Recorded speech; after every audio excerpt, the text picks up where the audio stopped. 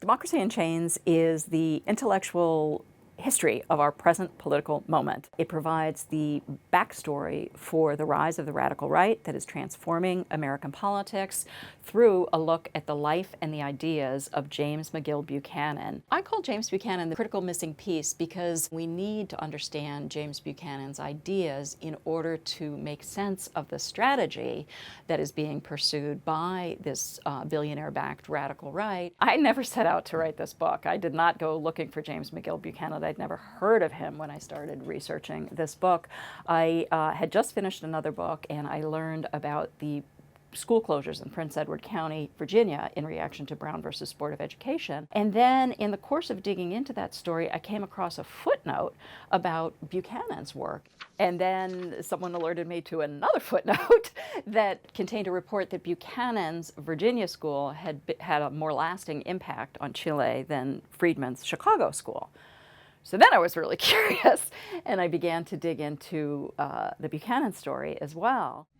After he died in January of 2013, I finally, by September, was able to get into his papers. And that's where my hypotheses were confirmed, and I found some really interesting stuff. This was absolutely stunning to me as a researcher to go into what was called Buchanan House Archives, because it was not an archive in the way that I have ever experienced before. It was a big old rambling house, and there were filing cabinets everywhere. Everywhere, including some of the best early stuff was under a stairwell. There were 2 filing cabinets. They were chaos. I've actually never seen anything like it.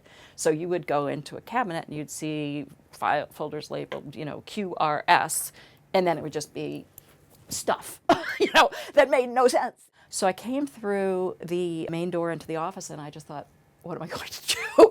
So I thought, well, be methodical, so I just turned left and started going through the piles there. The first heart-stopping moment for me in the archives was when I came across the correspondence between Buchanan and his hosts in Chile, who were people who were involved with the Pinochet junta. They invited him in to advise them on how to draft a constitution that would, in the words of a later popularly elected Chilean president, put a constitution with locks and bolts that would make it so even supermajorities of the people could not achieve what they wanted to because of this constitution. And Buchanan went and provided very, very specific advice about how to craft that constitution to put in those locks and bolts. But what was most chilling to me about it was that Buchanan came back from that trip, and this is after all the horrors of the junta are in the news. They had purged people from universities. The mass killings had occurred in the stadium. I mean, it was just a human rights nightmare.